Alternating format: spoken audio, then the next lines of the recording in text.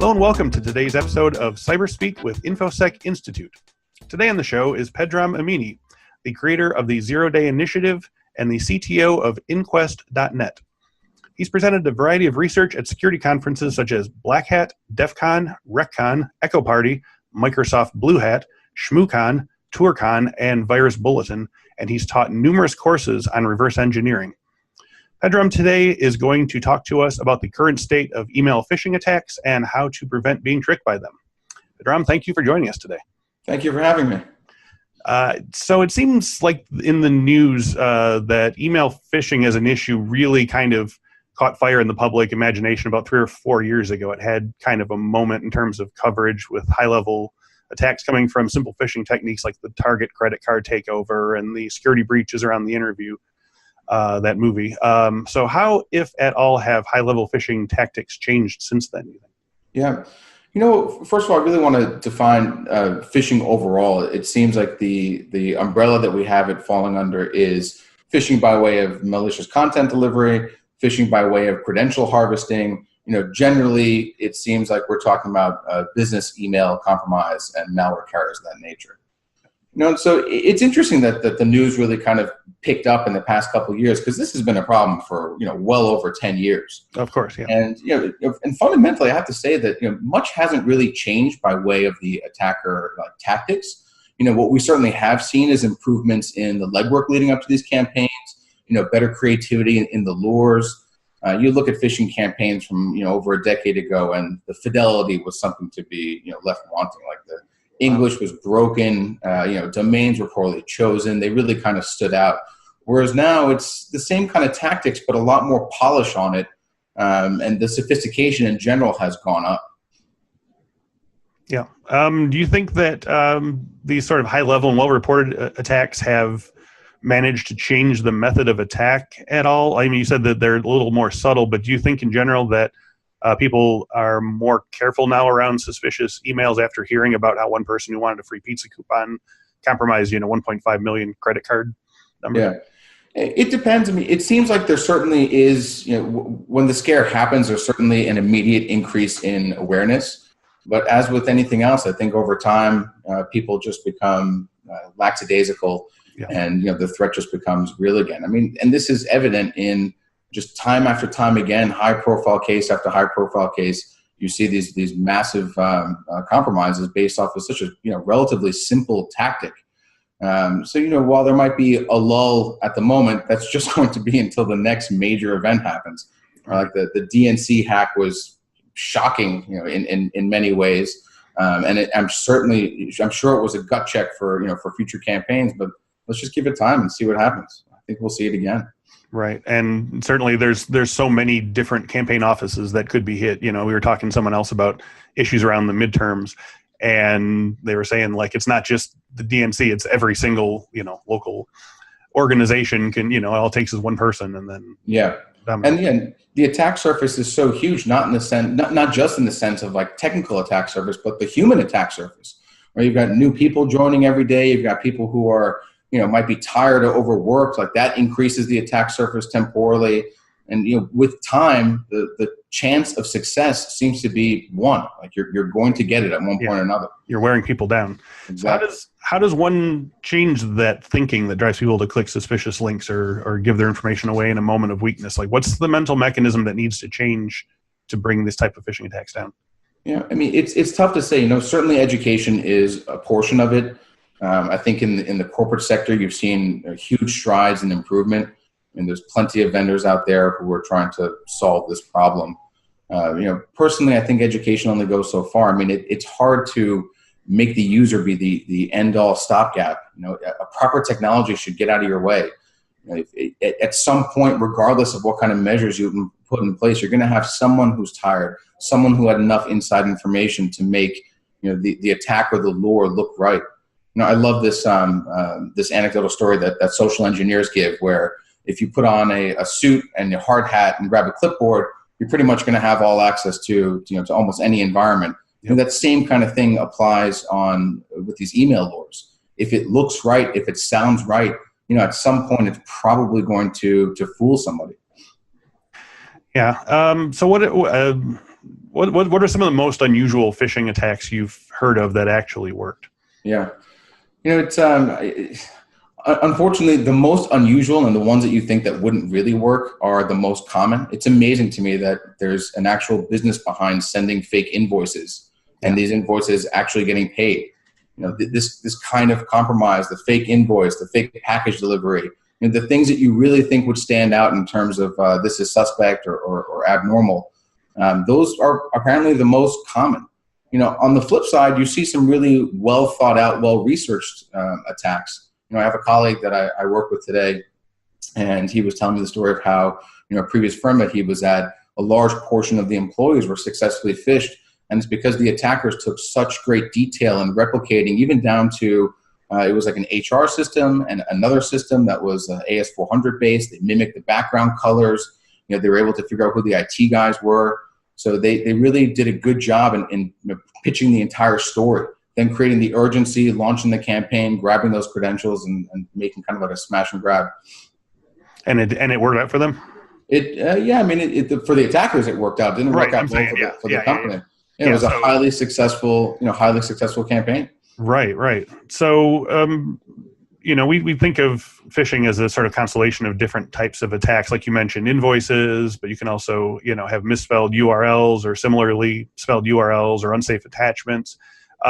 Based on sort of being sort of out there right now, what are the most common types at the moment? Have any of the attack types that we think of sort of declined due to advances in patching upgrade or intrusion detection or anything like that?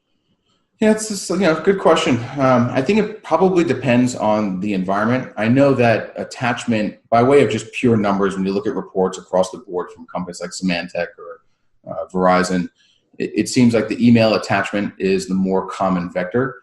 But if your goal, for example, is to compromise someone's Gmail or someone's Dropbox or someone's DocuSign, chances are the better route to go there might be a URL that they click on and it looks similar. Maybe it uses the Unicode trick where they're using internationalized characters that at the end they look like, OneDrive.com, but really it's DR with some odd acrylic letter that looks like an I. Yep. So there's a number of different methods that they can use to kind of fool the user into thinking that something is legitimate. So it really depends. If your goal is to grab a credential, perhaps it's a URL. If your goal is to actually compromise a node on the inside of the enterprise, then probably you're going to go with some form of malicious attachment because your end result, your end goal is different. The environment also is going to play a factor. There are some institutions that if you're sending a URL from the outside, from the egress, ingress, they simply remove it or they defang it so it's no longer clickable, or they put a huge warning on it.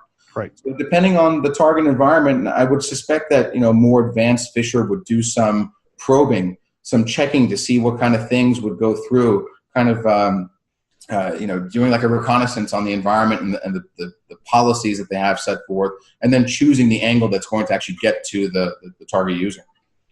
Now, so moving sort of one level more subtle to that, how do you educate people about things like hijacked emails? Because the usual line is that there's usually a tell, there's a language barrier, there's an address that looks off. But how do you combat a situation where the message is actually coming from your boss's actual email because your boss has been legitimately compromised? So you're saying, like, for example, his account was popped and someone actually logged into him sending an email. Exactly. It's going to be tough, right? Because that's even one level of increased trust that you have there. Perhaps there's some words that may stand out. Or some words that he doesn't, use with regularity that strikes you as odd. Perhaps the time of day, might stand out.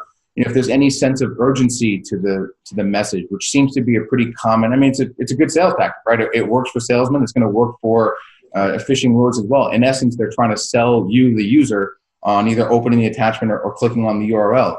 So if there's a sense of urgency to it, perhaps that would stand out rather. As general recommendation, if, for example, I was working in an environment where I was working with financial people who were constantly being targeted, I would ask them to follow up with me. If it sounds odd, even a little bit, like let's get a second communication line out there. Hit me on IM. Give me a call. Delay it for a minute. Respond to it. Ask me to call you. Something that adds like a secondary level of communication. A better way technologically to remove these problems, and of course, anytime you add a security measure, it's taking away from usability and adding difficulty. But email signing, if there's a corporate-wide policy where everybody's email is signed, and therefore, even if the person's email is compromised, it's not going to have a valid signature because the attacker wouldn't know the signing key. And then you receive an unsigned email with some form of link or attachment or any kind of instructions to wire money or change some credentials, that would stand out immediately. Something to ignore or at least to follow up with. Right. Are malicious macros still a going concern, or have patches and automatic upgrades and real-time malware detection and such made that less prevalent? It's amazing. It's the gift that keeps on giving for attackers, right? Like this is decades old malware technique. We've been seeing this problem coming for years. As researchers, from both an offensive and defensive perspective, we know that the client side is the last place that vulnerabilities are going to die. Mm-hmm. And the attack surface is just constantly changing. So yes, the short answer is malicious macros are most certainly a common attack vector. I think they will continue to be a common attack vector. A lot of security guys will, right off the bat say that you should just disable any kind of active content, like JavaScript and PDF, disabling Java in the browser, disabling macros for documents.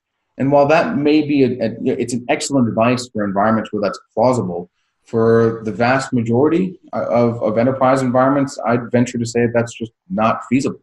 And it's a complicated area. We focus not just static signature detection and writing, but we lean on machine learning or signature list capabilities detecting malicious macros and malicious active content in documents. And I'll tell you, there's some legitimate documents out there, especially in the spreadsheet world, that look pretty bad. Like, how do you tell the difference between a corporate required spreadsheet, which has a macro that's actually pulling local executable from like a UNC share, and it's valid, but it, from my perspective, it looks very malicious. Yeah, it does. So drawing the line in the sand between what's bad and what's good, whether you're looking at it from statically or dynamically, it's hard to do from a vendor perspective. Yeah, and that seems like that's something that's going to have to be sort of dealt internally with enterprises in general, saying like, maybe find another way to generate that report without having that macro. Yeah, or there's option of having signed macros, or you can have some form of watermark that that can be used to like whitelist. There's certainly ways of methods of sidestepping the issue or making life a little bit easier from the detection realm. The other thing you have is that the game is constantly changing. On the one hand, like this year, Microsoft, for example, has introduced new instrumentation capabilities for AV providers so that you can actually see inside macro execution. This allows AV vendors who have like a local desktop agent to do things like bypass any kind of like obfuscation. There's a myriad of ways where attackers can like piece strings together. But in the end, what Microsoft is doing is providing a runtime layer that will show you the actual string that's being executed, for example. So, how nice, what a gift from Microsoft on that one front for defenders. But on the other hand, they just added JavaScript to Excel. Right. So it's a constantly changing dynamic attack surface, and new things are discovered every day. One of the big finds of last year, which it's an arguably older architectural exposure, was this Microsoft DDE, the Dynamic Data Exchange. I mean, very low, low technical aptitude. Like you can essentially point and click to create the exploit, just straight up command execution. And these techniques, they require some user interaction. Like especially with the DDE one, there's some tricks you can do to reduce the interaction from just opening and having to go through 2 or 3 dialogues to opening and going through one dialogue. But there's, in this day and age, there's some benefit to these interactive steps as well. In my past life, running vulnerability brokerage programs with Zero Day Initiative or with iDefense VCP, we put less value in vulnerabilities that required interaction from the user to actually successfully exploit it. But now these things, with the advent of sandboxing technology sitting in the middle, dynamic execution, all these other things, having interaction required for an attacker or for a victim to fall, to get code exec from an attacker payload is actually beneficial. I've seen real world scenarios where the actual like malware carrier is a document with another document inside of it. Like you have to find it and double click on it. In some cases, what they'll do is they'll make like an active pixel and draw this huge picture around it that says like, click here to activate this content. Inside there is another document. Inside there is another document. So you're talking about this like Russian nesting doll, these Matryoshka doll. And if you want to get to that payload, you got to open each and every single one of these things to get to that final piece. Mm-hmm. This is one of the things that we focus a lot of our efforts and time on is just that kind of attack, deep, peering deep into like this layer 7 plus is what I could call it. I saw a stat on the number of internet users and said that it'll possibly triple to over 3 billion in the coming years. And a lot of those are obviously relative newcomers to the technology and thus extra susceptible to attack. So with that in mind, how are low-level attacks shifting in style these days at all to sort of accommodate that? Low-level attacks like non-phishing style attacks, you mean? Yeah, and just sort of attacks aimed at like new users and sort of very non-tech savvy people who are, just getting into the... Yeah, I mean, there's two forms, right? One is like your more technical, like some kind of payload delivery. And in this case, a lot of low-tech things work. I'll give you a very simple example is, email somebody a virus, like a backdoor, your remote access Trojan. Probably they'll get blocked in transit. Email someone a compressed copy of that file, of that executable, and probably it'll also get blocked. Encrypt that archive and put the password in the email, describing to the user, hey, open this cool screensaver, whatnot, and the password for it is X. It will bypass every single network security product, probably get to that user's endpoint, and at least one of these myriad of users are going to, economies of scale, they're going to open it, put the password in, and launch this thing. It's very, very low value in terms of tech, but high success rate. On the other hand, more like the social engineering side of the front, I've seen attacks, and this happens. Everyone has heard of the IRS scam, where you get phone calls or emails or whatnot, scaring you into thinking that you owe some debt, and the way to get out of it is to pay up front fast. Yep. More interesting version of that I heard about recently is, a friend's grandmother had received contact from allegedly her grandson, who was in Mexico at the time, on vacation, didn't have access to a computer. But because of publicly available information on their social media, attackers saw this relationship, contacted her, the grandmother, pretending to be the grandson, saying, please wire money. I'm in trouble here down in Mexico. And because there's, the appropriate facts have been laid out, it made it very easy for her to kind of, fall victim to it, to think that it was real. Yeah, that happened to my dad, actually. He got a call from someone saying that I was call and collect, and he needed to give his credit card, and it worked, unfortunately. Yeah. In the other direction, considering the stakes, have there been any indication that C-suite executives are receiving better security awareness training? Are they changing tactics at all with whale hunting, spear phishing, that kind of thing? It's hard to know exactly what behind the scenes is going on in terms of prevalence there. I mean, I imagine that a Fortune 100 CEO, if there was a successful campaign against them, probably not something that the team is going to be advertising. Mm-hmm. That said, there's unhandedly been an improvement in the corporate world, with consumers also improving, but a distant second in terms of like the rate of improvement. So I would say for sure the chances of getting getting a CEO to click on a malicious attachment or go through a malicious link is going to be lower. I mean, it's hard to get these guys contact information off the bat, getting them an email that will actually end up in their inbox, and then bypassing their security training. And at this stage, you've got some CEOs that have been in this game for a lot longer. They've seen these attacks for decades, and they're a lot more familiar with it. So that suggests basically that if the stakes are high enough, that people can be successfully educated, I suppose. Although you say that, and then you look at the DNC, for example, it doesn't. It seems you can put things in place, but there's always going to be a weak link. And from the perspective of an attacker, they also have the benefit. It's not every day that someone's going specifically for, I want to attack Lockheed Martin to steal whatever, the F-35 plans. In general, they have a much bigger scope in terms of either corporate espionage or financial gain. So they can attack dozens of companies and find the one that has a softer outer shell. Mm-hmm. Right? Like it's essentially... the anecdote about you don't have to be faster than the bear, you just have to be faster than the next person running away from the bear. Sure. I think that applies here quite well. Yeah.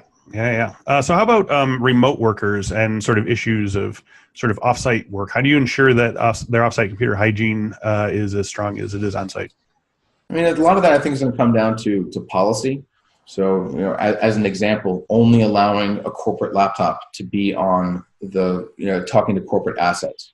That corporate laptop has to have a virtual private network. So even when they're at home, despite whatever nastiness might be going on around them, maybe they have compromised DNS servers, DNS hijack. Who knows what kind of state they're in, or coffee shop or hotel they're traveling to.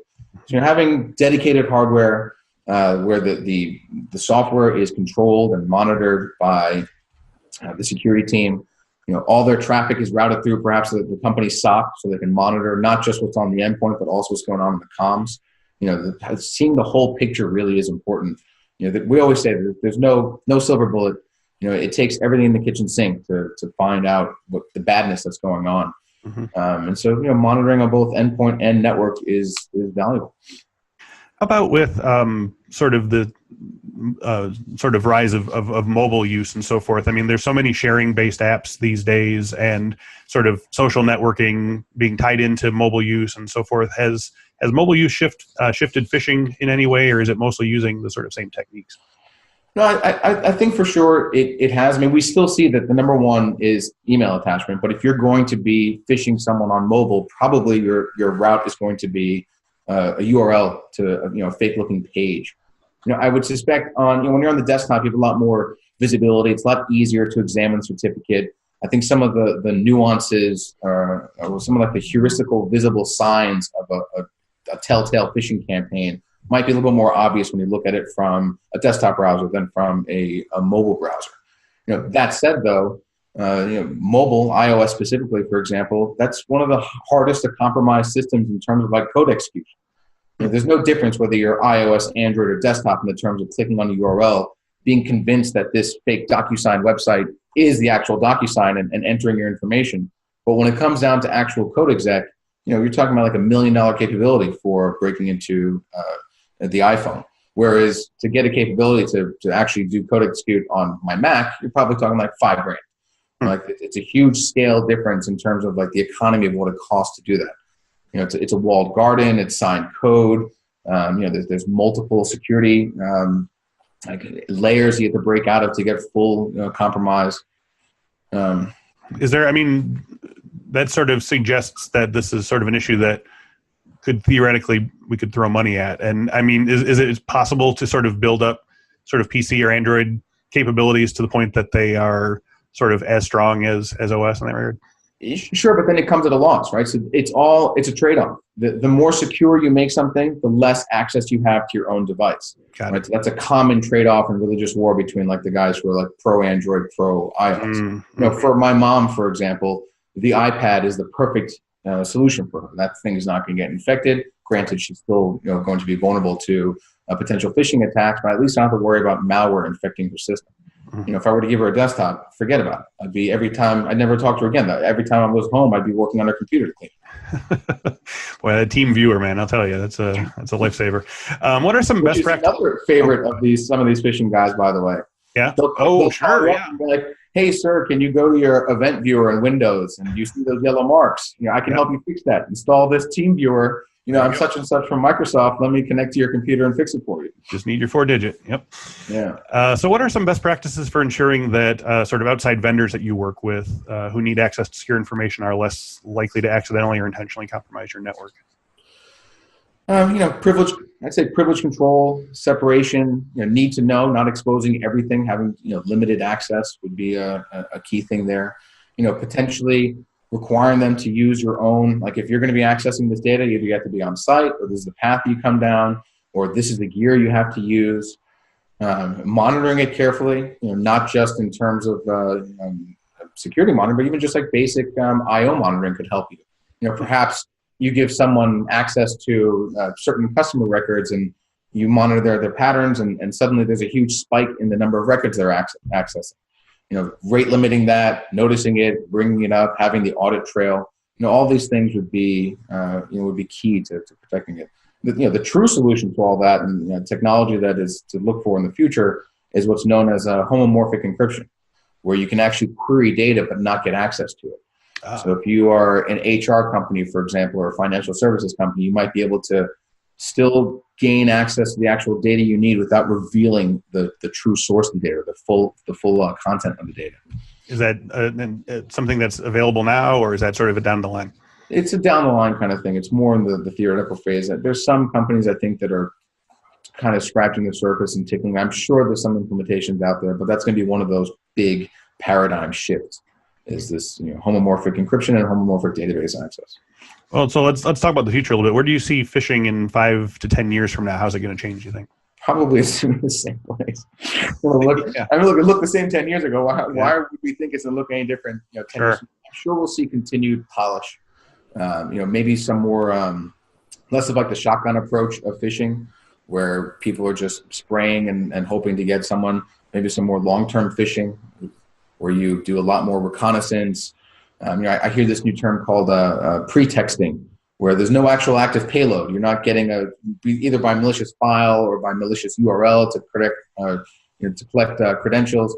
It's more of a social engineering espionage kind of thing, trying to kind of phishing just for information, maybe for financial gain, trying to figure out if a company's financials are going to look strong before an earnings call, for example.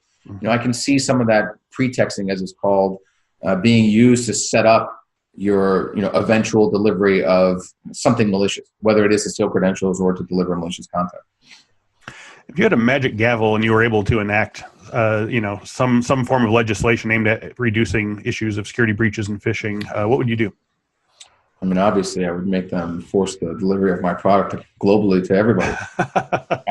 Have to throw that capitalist thing in there. Sure, that'll work. I mean, it's hard to say. I mean, perhaps maybe, and this is a fun thing to brainstorm about, right? Right.